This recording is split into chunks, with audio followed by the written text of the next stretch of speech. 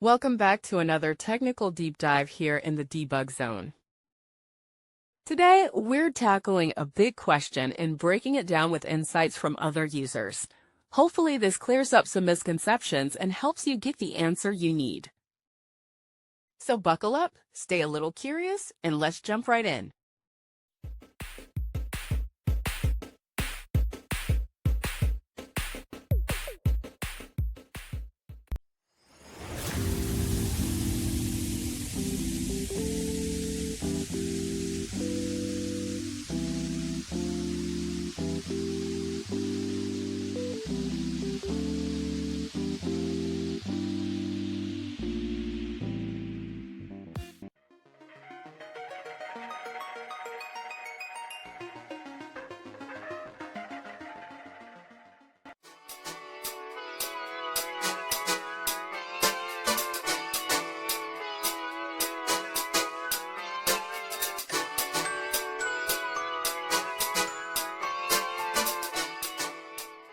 And that's a wrap.